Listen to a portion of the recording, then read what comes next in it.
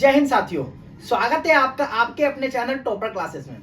आज की इस वीडियो के अंदर मैं आपको बताऊंगा बीपीएससी टीआरई 4.0 के लिए आपका 90 डेज का स्टडी प्लान क्या होना चाहिए।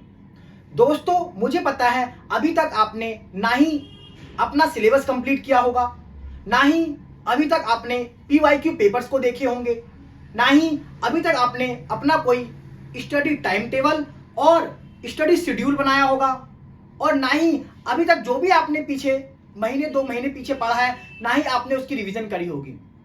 आज की इस वीडियो के अंदर मैं आपको बताऊंगा किस प्रकार से आप लास्ट 90 डेज के अंदर सभी चीजें रिवीजन कर सकते हैं, अपने सिलेबस को कंप्लीट कर सकते हैं और सही तरीके से स्टडी शेड्यूल को फॉलो करके बीपीएससी टीआरई 4.0 में अपनी एक सीट पक्की कर सकते हैं। मैं आपको यह भी दिखाऊंगा किस प्रकार से मैंने बीपीएससी टीआरई 3 के अंदर सिलेक्शन लिया और टीजीटी एसएसटी की पोस्ट के अंदर आज कार्यरत हूं।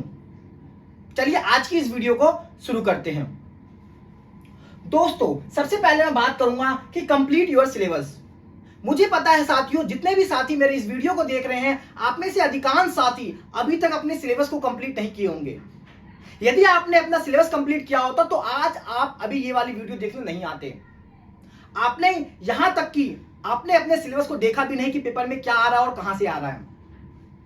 दोस्तों, मैं आपको बता देना चाहता हूं, यदि आप बीपीएससी की तैयारी कर रहे हैं तो उसके अंदर सिलेबस को एक बार जाकर के देखिए। आप देखेंगे सिलेबस के अंदर जो जीके जीएस का सिलेबस है या जो आपका सब्जेक्ट का सिलेबस है, उसके अंदर जो भी टॉपिक्स दे रखे हैं आप उसको सबसे पहले कंप्लीट कीजिए। जहां पे भी आप पढ़ाई करने बैठते हैं, आपके स्टडी टेबल के सामने में आपका सिलेबस कंप्लीट लगा हुआ होना चाहिए। टॉपिक वाइज टॉपिक हर दिन आप 2 topic 4 topic 6 topic 2 topic 4 topic 6 topic complete करेंगे और उसके ऊपर टिक का निशान लगाएंगे। यदि आपने इस तरह से 30 दिनों तक फॉलो किया तो आपका जहां पे भी आप टिक का निशान लगाएंगे वो कॉलम भरेगा। जैसे ही आपका 2 कॉलम 4 कॉलम 6 कॉलम भरेगा, आपको कॉन्फिडेंस आएगा, आपको अंदर से पॉजिटिव फील होगा कि मैंने आज कुछ किया है, मैं आज कुछ पढ़ के सोया हूं या सोई हूं। दोस्तों, सबसे पहले आप क्या काम कीजिए, अपने घर पे जहां पे भी आप पढ़ने बैठते हैं, स्टडी टेबल के सामने में या लाइब्रेरी के सामने अपना सिलेबस लगाइए और हर दिन 1 टॉपिक 2 टॉपिक 1 टॉपिक 2 टॉपिक, छोटे टॉपिक 2-3 और बड़े टॉपिक 1 कंप्लीट कीजिए। और बगल में एक शेड्यूल बनाइए, day 1 day 2 day 3 day 4 day 5 day 6, उसके सामने टिक लगाइए। आज मैंने ये टॉपिक किया, आज मैंने ये टॉपिक किया। आप केवल 30 दिनों तक ऐसा कीजिए साथियों, यकीन मानिए आपको कॉन्फिडेंस आएगा कि हां आज मैंने कुछ किया है। आपको अंदर से पॉजिटिव फील होगा कि हां आज मैं कुछ पढ़ के सोया हूं या सोई हूं। यकीन मानिए साथियों, आपको बहुत अच्छा लगने वाला है और आपकी पढ़ने की जिज्ञासा अपने आप अंदर से आएगी कि मुझे आज एक टॉपिक फिल करना है, मुझे आज एक टॉपिक फिल करना है। जब आप उस टिक का निशान लगाएंगे, 6 7 8 9 10 टिक हो जाएंगे, आपको बहुत अच्छा फील होने वाला। साथियों, मैंने खुद इस तरह से पढ़ाई करी है और अपने सिलेबस को कंप्लीट किया है। अब मैं बात करूंगा दूसरे टॉपिक पे। दोस्तों, मुझे पता है अभी तक आपने पीवाईक्यू पेपर्स को भी नहीं देखा होगा। बीपीएससी टीआरई 1 2 3 और 3 के अंदर जो पेपर कैंसिल हुआ था वो वाला पेपर भी अभी तक आपने किसी भी पेपर्स को देखा नहीं है। आप बीपीएससी टीआरई 1 2 3 के पेपर में कौन से प्रश्न कहां से पूछे गए हैं, यदि आप देखना चाहते हैं तो आप मेरी इस वीडियो को देख सकते हैं। इस हिस्ट्री की वीडियो के अंदर मैंने दिखाया है कि बीपीएससी टीआरई 1 2 3 के अंदर 40 प्रश्न कब और कहां से पूछे जाते हैं। इस पोल साइंस की वीडियो के अंदर मैंने आपको दिखाया कि कौन सा प्रश्न कहां से, प्रूफ के साथ दिखाया कि किस पेज नंबर से कौन सा प्रश्न कहां से पूछा गया है। यदि आप देखना चाहते हो जाके इस वीडियो को देखिए। यदि आप ज्योग्राफी सब्जेक्ट है, आपका ज्योग्राफी के सवाल बीपीएससी टीआरई 1 2 3 में क्या और कहां से पूछा गया है देखना चाहते हो तो जाके आप इस वीडियो को देखिए। यदि आप वीडियो नहीं देखना चाहते हैं तो जाके तुरंत बीपीएससी टीआरई 1 2 3 के पेपर्स को डाउनलोड कीजिए और उसमें सब्जेक्ट में क्या क्या पूछा जा रहा है, कहां से पूछा जा रहा है, जीएस के अंदर कौन सा प्रश्न क्या पूछा गया और कहां से पूछा जा रहा है, तुरंत जाके देख लीजिए। पेपर को देखने से आपको यह आइडिया लगेगा कि बीपीएससी जो भी क्वेश्चन पूछ रही है उसका क्या लेवल है, क्वेश्चन कहां से पूछे जा रहे हैं, उसका सटीक आंसर क्या होने वाला है। यदि आप प्रूफ के साथ देखना चाहते हैं तो आप मेरी इन 3-4 वीडियो को जाके देख सकते हैं। आपको बहुत आइडिया लगेगा, बहुत कॉन्फिडेंस आएगा, आपको पॉजिटिव फील होगा, यार जो पूछा गया सब एनसीईआरटी से, एससीईआरटी से और लूसेंट की किताब से पूछा गया है। यकीन मानिए साथियों, पेपर्स को देखने पे और उसको एनालिसिस करने के बाद जो आपको अंदर से पॉजिटिव फील होगा वो सिर्फ आप ही महसूस कर सकते हैं, यदि आप एक पढ़ने वाले विद्यार्थी हैं। दोस्तों, अब मैं बात करूंगा तीसरे पॉइंट की। तीसरा पॉइंट है दोस्तों मेरा, make your time table and study schedule. यदि आपने अपने सिलेबस को अपने स्टडी टेबल के सामने लगा लिया, पीवाईक्यू पेपर्स को देख लिया, तो अब बाजी आती है आपको अपना टाइम टेबल बनाने की। आप अब क्या कीजिए, 3-4 दिनों तक पेपर्स को देखने के बाद, सिलेबस को अपने स्टडी टेबल के सामने लगाने के बाद सही तरीके से अपना एक स्टडी का टाइम टेबल बनाइए, स्टडी का शेड्यूल बनाइए, स्टडी का प्लान बनाइए कि मुझे आज इंडियन नेशनल मूवमेंट के अंदर ये 3 टॉपिक 4 टॉपिक पढ़ने हैं, आज मुझे मैथ के अंदर ये 3 टॉपिक या ये 4 टॉपिक करने हैं, या आज मुझे परसेंटेज का टॉपिक करना है, आज मुझे रेशियो का टॉपिक करना है, आज मुझे सिंप्लीफिकेशन करना है, आज मुझे नंबर सिस्टम करना है, आज मुझे एलसीएम एचसीएम पढ़ना है। आपका ये स्टडी शेड्यूल के अंदर लिखा हुआ होना चाहिए। आपने जो स्टडी शेड्यूल के अंदर जो टॉपिक आज के दिन लिखा है वो आपका कंप्लीट किसी भी हाल में होना चाहिए साथियों। यदि आप इस तरीके से पढ़ाई करेंगे तभी आप एक सीट पक्की कर पाएंगे दोस्तों, क्योंकि बीपीएससी के अंदर अब भीड़ दिन प्रतिदिन बढ़ती जा रही है और आज के समय में सिलेक्शन लेना टीआरई 1 की तुलना में 10 गुना कठिन हो चुका है और कट ऑफ भी पिछले की तुलना में काफी ज्यादा बढ़ के आएगी दोस्तों।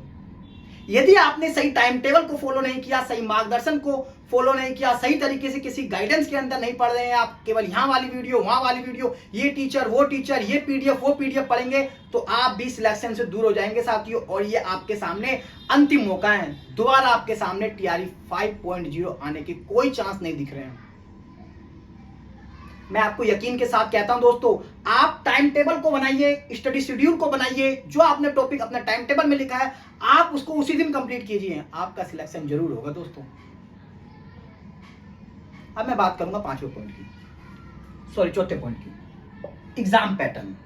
पीपीएससी टीआरई 1, 2, 3 के अंदर, टीजीटी 6 to 8, 9, 10 और पीजीटी के अंदर जनरल पेपर के अंदर 5 सब्जेक्ट से क्वेश्चन पूछे जाते हैं। वो 5 सब्जेक्ट मैंने यहां लिखे हुए हैं। पहला है Indian national movement. Indian national movement के अंदर जो भी क्वेश्चन आते हैं, मैंने जो एनालिसिस किया दोस्तों उसके आधार पे एक वीडियो बना दी है, आप एक वीडियो को जाकर देख सकते हैं। इस वीडियो के अंदर मैंने बताया कि कौन सा क्वेश्चन कहां से पूछा गया और उसका सटीक आंसर क्या है। पेज बाय पेज प्रूफ के साथ दिखाया मैंने आपको कौन सा प्रश्न क्या पूछा गया है। यदि आप इंडियन नेशनल मूवमेंट को कवर करना चाहते हैं तो मेरे हिसाब से सिर्फ और सिर्फ आपको लूसेंट की बुक पढ़नी चाहिए। मैंने इस लूसेंट की बुक को ही सिर्फ पढ़ा था बहुत अच्छी तरीके से। एक होता है पढ़ना, एक होता है अपनी उंगलियों पे सब कुछ याद रख के पढ़ना। मैंने सब कुछ अपनी उंगलियों पे याद रख के पढ़ा था दोस्तों इस लूसेंट को। और 1999 से लेकर 2023 तक जितने भी बीपीएससी के पेपर हुए हैं, टीआरई वाले भी और टीआरई से पहले जो बीपीएससी एग्जाम होते हैं ओरिजिनल वाले, उन पेपर्स को देखा और सिर्फ इस वाली बुक के अंदर से 8 में से 6 या 7 सवाल हमेशा फंस रहे थे। इंडियन नेशनल मूवमेंट के 8 क्वेश्चन आते हैं दोस्तों। इस 8 क्वेश्चन के लिए आप यदि इंडियन नेशनल मूवमेंट कवर करना चाहते हैं तो इंडियन नेशनल मूवमेंट के लिए टॉपिक नंबर 45 से लेकर अंग्रेजी शासन के विरुद्ध महत्वपूर्ण विद्रोह, जिसके अंदर संथाल विद्रोह, सन्यासी विद्रोह, मुंडा विद्रोह, ताना भगत आंदोलन, इस प्रकार से कई सारे आंदोलन है जो अंग्रेजी शासन के विरुद्ध किए गए थे, किसानों ने, आदिवासियों ने किए थे, वो दे रखे हैं। यहां से लेके टॉपिक नंबर 45 से लेकर टॉपिक नंबर 54 तक कांग्रेस का अधिवेशन कब और कहां हुआ, यहां तक पढ़ लीजिए दोस्तों। इसी के बीच में आपको मिलेगा 1857 का रिवोल्यूशन, इसी के बीच में आपको मिलेगा किसान विद्रोह, इसी के बीच में मिलेगा आपको गांधी का पीरियड। इन सभी टॉपिक से जो इंडियन नेशनल मूवमेंट के हैं, यहां से 8 प्रश्न पेपर में पूछे जाते हैं। इस 8 में से 7 प्रश्न आपको सिर्फ और सिर्फ इस एक किताब से मिल जाएंगे। 6 या 7 प्रश्न हमेशा, अगर आपने टिप्स पे एक पॉइंट, एक लाइन समझ के सही से पढ़ के अंडरस्टैंडिंग बना रखी है तो। बाकी 1 या 2 प्रश्न बिहार स्पेशल से भी पूछे जाते हैं। बिहार का इंडियन नेशनल मूवमेंट में क्या योगदान है, यहां से भी 2 प्रश्न पूछे जाते हैं। इसके लिए आप एडुटीरा की परवीन सर की वीडियो देख सकते हैं। सिर्फ 4 वीडियो के अंदर उन्होंने पूरा बिहार मॉडर्न हिस्ट्री कवर कर रखा है। मैंने वहीं से कंप्लीट किया दोस्तों, उसके नोट्स बनाए थे और मल्टीपल टाइम्स उसी को रिवीजन किया था। पीवाईक्यू पेपर्स को देखकर मैंने ये आइडिया लगा लिया कि ये सारे के सारे प्रश्न जितने भी बिहार स्पेशल की पूछे जा रहे हैं सिर्फ इसी वीडियो से पूछे जा रहे हैं। आप भी जाइए और कर लीजिए साथियों। अब मैं बात करूंगा दूसरे सब्जेक्ट की। जनरल पेपर के अंदर दूसरा सब्जेक्ट हमारा आता है ज्योग्राफी का। ज्योग्राफी के प्रश्न एनसीईआरटी से पूछे जा रहे हैं। एनसीईआरटी से क्लास 6, क्लास 7, क्लास 8, क्लास 9 और क्लास 10। क्लास 8, 9, 10 से सबसे ज्यादा क्वेश्चन ज्योग्राफी से पूछे जा रहे हैं। आप ज्योग्राफी के लिए क्लास 8, 9, 10 की एनसीईआरटी को बहुत अच्छी तरीके से पढ़ लीजिए, वहीं से आपके पेपर में सवाल आ जाएंगे। अब मैं बात करूंगा मैथ सब्जेक्ट की। मैथ सब्जेक्ट के लिए मैंने केएन पब्लिकेशन की इस बुक को फॉलो किया था। इससे भी 8 प्रश्न एग्जाम में पूछे जाते हैं। 8 के 8 प्रश्न इसी किताब से पूछे गए थे।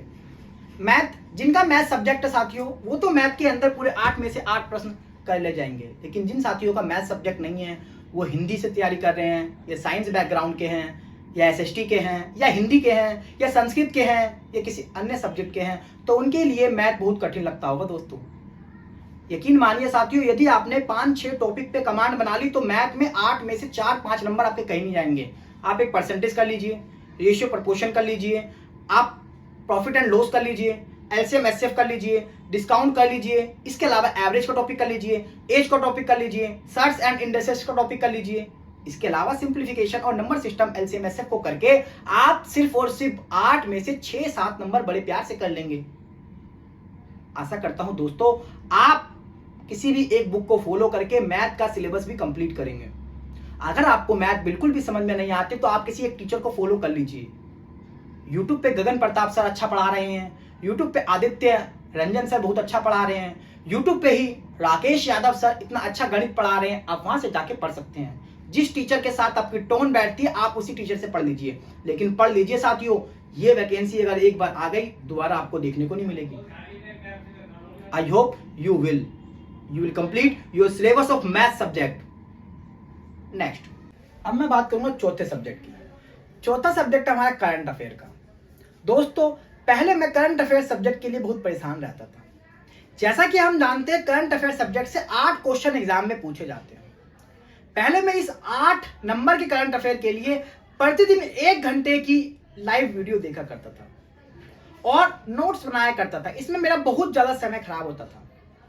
मैंने इस स्टडी शेड्यूल को अलग करके एक नया स्टडी शेड्यूल तैयार किया करंट अफेयर के लिए। अब मैंने क्या करना स्टार्ट किया, कुमार गौरव सर की मंथली एक वीडियो देखता था और जो भी वीडियो मैं देखा करता था, जैसे मैंने जनवरी की वीडियो देखी, उसके तुरंत बाद मैं एक किताब भी बुक खरीद के लाया, एडुटीरा की करंट अफेयर की किताब। जैसे मैं जनवरी महीने की कुमार गौरव सर की वीडियो देखता था, उसके तुरंत बाद जनवरी महीने का करंट अफेयर इस वाली बुक से पढ़ लिया करता था। फरवरी महीने की वीडियो देखने के बाद फरवरी महीने का कंटेंट इस वाली वीडियो से पढ़ लेता था। मार्च की वीडियो देखने के बाद मार्च महीने का करंट अफेयर में इस वीडियो से पढ़ लिया करता, इस वाली बुक से पढ़ लिया करता था। और जितने भी महत्वपूर्ण टॉपिक इस वाली बुक के अंदर दे रखे हैं उन सभी टॉपिक को मैंने इस वाली बुक से कंप्लीट करके, और पीछे कुछ एमसीक्यू सेट दे रखे हैं 20 सेट, मैंने इस वाली बुक को पढ़ के अपना करंट अफेयर को कंप्लीट किया था। दोस्तों डेली की वीडियो देखकर अपना समय खराब करने से ज्यादा अच्छा है मंथली वीडियो एक देखिए और किसी एक मैगजीन को, करंट अफेयर की बुक को फॉलो कीजिए। करंट अफेयर में 8 में से 6 या 7 नंबर आपके कहीं नहीं जाएंगे दोस्तों। अब मैं बात करूंगा अगले सब्जेक्ट की। अगला सब्जेक्ट है साइंस। साइंस सब्जेक्ट से भी जनरल पेपर के अंदर 8 प्रश्न पूछे जाते हैं साथियों। ये 8 के 8 प्रश्न एनसीईआरटी की बुक से पूछे जाते हैं। इसके लिए आप क्लास 9 और 10th की एनसीईआरटी को बहुत अच्छी तरीके से पढ़ेंगे और एनसीईआरटी साइंस के एग्जाम्पलर से उसकी एमसीक्यू प्रैक्टिस करेंगे। अगर आपने 9-10 बहुत अच्छी तरीके से कर लिया तो 11-12 के लिए आप कुछ टॉपिक को 11-12 की एनसीईआरटी से भी पढ़ेंगे। अगर आपका साइंस बैकग्राउंड नहीं है, आपको साइंस बिल्कुल भी समझ में नहीं आती है, तो आप पटना वाले एसके झा सर को फॉलो करके उनकी एनसीईआरटी वीडियो देख सकते हैं। टॉपिक वाइज टॉपिक उन्होंने 9-10 को पढ़ा रखा है, वहां से आपको बहुत हेल्प मिलेगी। मैंने भी साइंस की वीडियो के लिए एसके झा सर को फॉलो किया था, वहां से पढ़ के नोट्स बनाए और उसी को मल्टीपल टाइम्स रिवीजन किया था। इस प्रकार से मैं अपने साइंस के पोर्शन को कंप्लीट किया। अब मैं बात करूंगा दोस्तों पांचवा टॉपिक है सब्जेक्ट को कैसे तैयार करें। दोस्तों यदि आपका सब्जेक्ट टीजीटी एसएसटी है, चाहे 6 to 8 हो चाहे 9 to 10 हो, दोनों ही एग्जाम के अंदर एनसीईआरटी और एससीईआरटी से हूबहू प्रश्न पूछे जाते हैं। मैंने आपको दोस्तों इन कुछ वीडियो के अंदर दिखा रखा है कौन से प्रश्न कहां से पूछे गए हैं। विद प्रूफ मैंने आपको दिखाया है पोल साइंस के प्रश्न कहां से पूछे गए हैं, किस पेज से पूछा गया है और उसका सही आंसर क्या है। इस हिस्ट्री की वीडियो के अंदर भी मैंने आपको दिखाया है कि कौन सा हिस्ट्री का प्रश्न कहां से पूछा गया है। प्रूफ भी मैंने आपको दिखाया, पेज नंबर मैंने आपको बताया, चैप्टर का नाम और चैप्टर नंबर के साथ मैंने आपको इस वीडियो में दिखाया है कौन सा प्रश्न कहां से पूछा गया है। यदि आपका ज्योग्राफी सब्जेक्ट है तो आप इस वीडियो को देख सकते हैं। इस वीडियो के अंदर भी मैंने chapter wise chapter, page number के साथ, टॉपिक का नेम के साथ बताया कि कौन सा प्रश्न कहां से पूछा गया है। आपको इन वीडियो को देख के ये आइडिया जरूर लगेगा कि एग्जाम के अंदर सब्जेक्ट के कौन से प्रश्न कहां से पूछे जा रहे हैं, उसका सही आंसर क्या है। एक बार यदि आप इन वीडियो को देखते हैं तो आपको बहुत कॉन्फिडेंस आने वाला। दोस्तों टीआरई 4 की वैकेंसी ये मान के चलिए आपके सामने ये लास्ट वैकेंसी है। उसके बाद टीआरई 5 आएगा नहीं आएगा, कब आएगा, इसके बारे में किसी को कोई आइडिया नहीं है। भूल जाइए साथियों, यदि आपने यहां पर जॉब नहीं ली तो आप बीपीएससी के अंदर जल्दी जॉब भी नहीं ले पाएंगे, क्योंकि अब बीपीएससी टीआरई एग्जाम के अंदर कंपटीशन का लेवल पहले यहां से लेकर यहां पहुंच चुका है। कट ऑफ पहले की तुलना में 8 से 10 मार्क्स बढ़ के जाने वाली है। नंबर ऑफ कैंडिडेट पहले की तुलना में बहुत ज्यादा आने वाले हैं। इसलिए आपके सामने सिलेक्शन लेना कठिन तो है लेकिन नामुमकिन नहीं। आप सिलेक्शन ले सकते हैं साथियों। आशा करता हूं दोस्तों आपको मेरी ये वीडियो अच्छी लगी हो। वीडियो अच्छी लगी वीडियो को लाइक करें, चैनल को सब्सक्राइब करें और इस वीडियो का टारगेट है 50 लाइक का। I hope you will. Thank you.